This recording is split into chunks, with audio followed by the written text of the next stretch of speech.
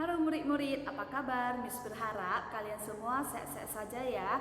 Hari ini bersama Miss Fitriani, Miss akan membawakan topik yang ada di buku cetak bab 2 sambungan dari topik sebelumnya tentang daur hidup tumbuhan dan upaya pelestarian makhluk hidup. Untuk lebih jelasnya, simak baik-baik video setelah ini ya. Nah, murid-murid, sekarang kita akan masuk ke pembahasan bab 2 tentang daur hidup makhluk hidup. Di sini, Miss akan membahas tentang daur hidup tumbuhan. Daur atau siklus hidup tumbuhan merupakan salah satu proses yang menandai perkembangan makhluk hidup sejak awal mula kehidupannya hingga bereproduksi untuk mempertahankan keberadaan jenisnya. Proses tersebut merupakan suatu perputaran karena akan kembali pada titik awal mulanya. Daur hidup tumbuhan secara alami dapat diawali dari biji, tunas, umbi, dan spora. Di video ini, Miss akan membahas tentang daur hidup tumbuhan yang diawali dari biji. Di sini sudah terdapat contoh pohon apel yang dapat murid-murid baca di buku ESPS halaman 33 ya. Sekarang Miss akan memberikan contoh lainnya yaitu pohon mangga. Di sini sudah terdapat gambar dari proses daur hidup tumbuhan mangga. Untuk pembahasan lebih jelasnya, simak baik-baik video ini ya. Ini adalah buah mangga yang biasanya kita makan. Terlebih dahulu kita harus memisahkan antara daging buahnya ini dengan biji. Diawali dari biji yang ditanam di dalam tanah. Seperti yang kita tahu ya, agar tumbuhan kita dapat hidup dengan subur, maka kita harus menyiramnya setiap hari dan terkena paparan sinar matahari langsung. Air yang jatuh mengenai biji dan sinar matahari yang menghangatkannya membuat kulitnya yang keras terbuka dan tumbuh akar. Akar akan semakin panjang dan muncullah tunas.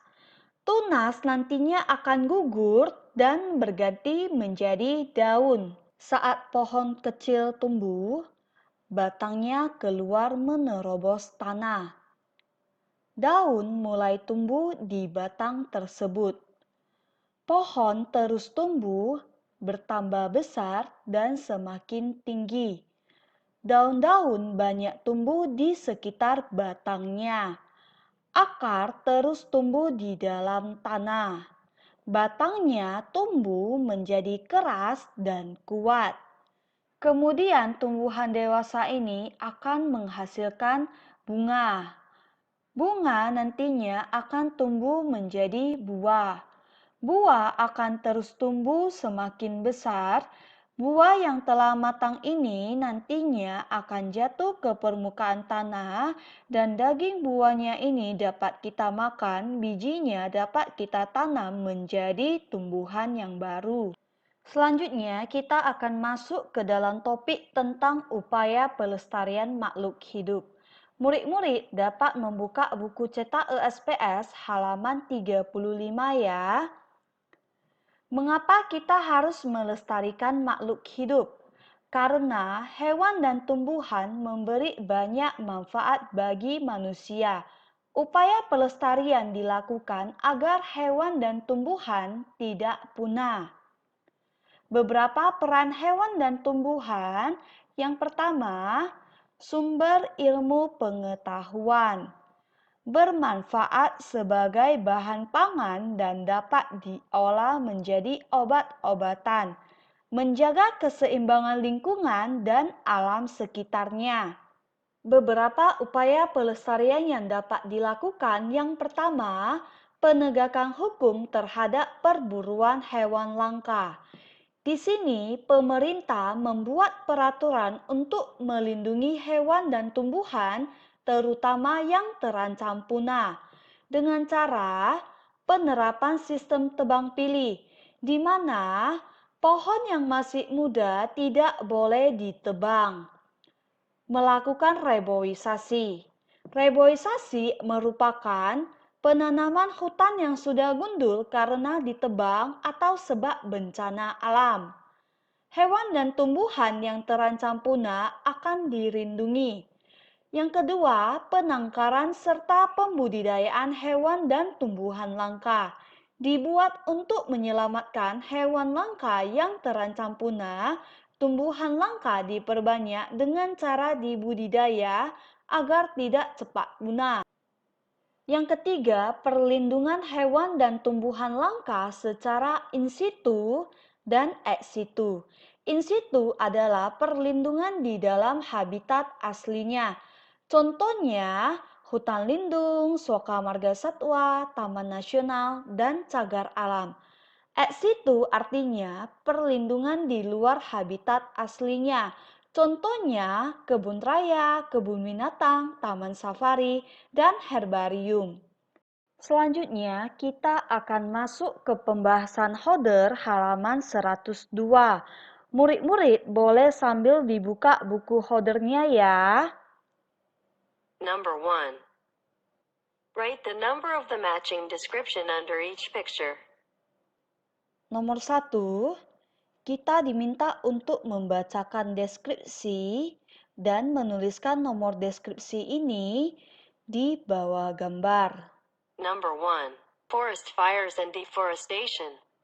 Nomor 1, kebakaran hutan dan penebangan hutan. Jadi kita lihat di sini ya, yang mana gambar yang tepat. Ya, gambarnya ada di sini ya.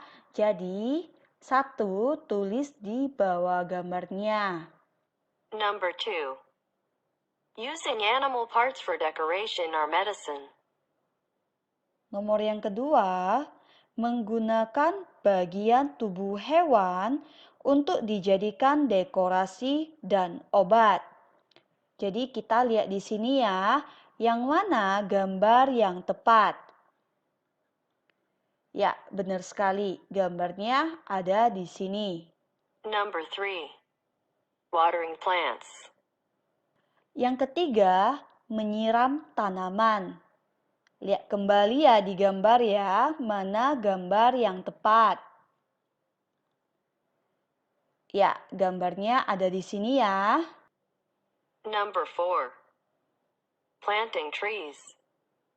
Yang keempat, menanam pohon. Lihat kembali di gambar ya, mana gambar yang tepat. Ya, gambarnya ada di sini ya. Number 5. Throwing rubbish into rivers. Yang kelima, membuang sampah ke sungai. Kita lihat kembali ya di gambar ya, mana gambar yang tepat.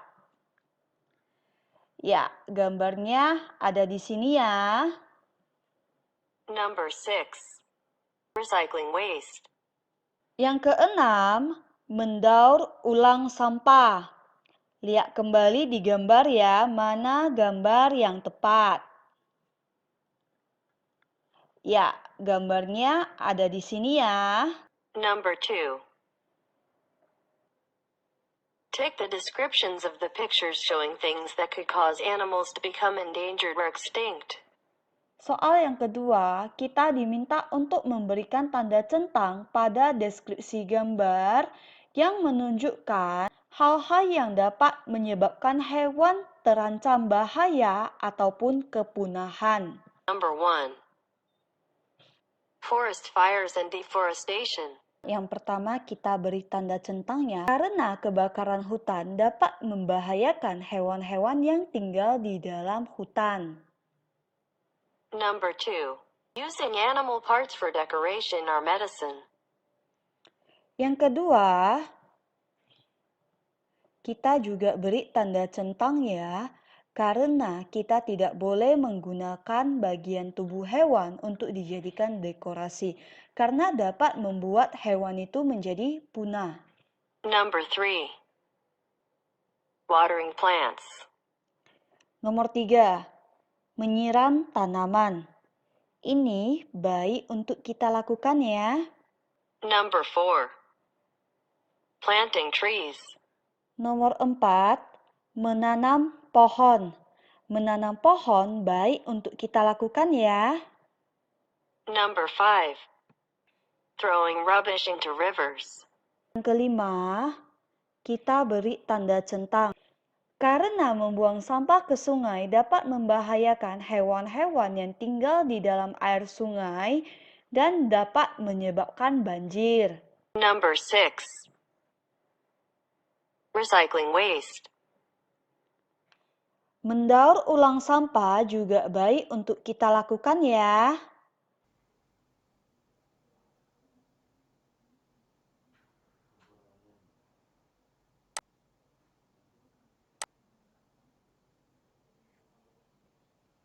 Animal life cycles. Number 1. Humans, dolphins, cats, and other blank give birth to live young.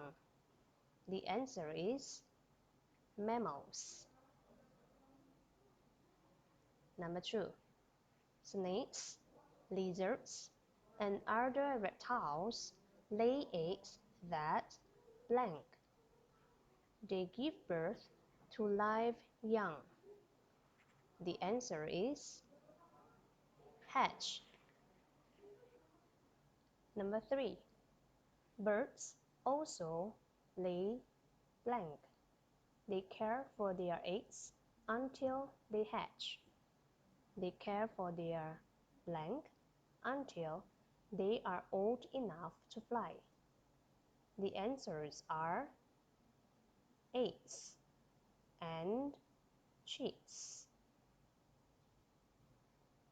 Number 4. Fish lay their eggs in blank. Then they leave them to hatch. The answer is water. Number 5. A baby frog is called a blank. It has gills to breathe underwater and a tail for swimming. An adult frog breathes through blank and has legs for jumping. The answers are tadpole and lungs. Number 6. A blank lays eggs on a leaf and a caterpillar hatches from an egg. It changes into a pupa. Inside the pupa, the caterpillar turns into a new butterfly. The answer is butterfly. Plant life cycles. Number 7. The blank is the male part of a flower that produces pollen. The answer is stamen. Number 8. The copper is the blank part of the flower. It receives pollen from the stamen of another flower. The answer is female. Number 9. Insects like blank help to spread pollen from one flower to another. The answer is bees. Preserving animals and plants in the environment. Number 10.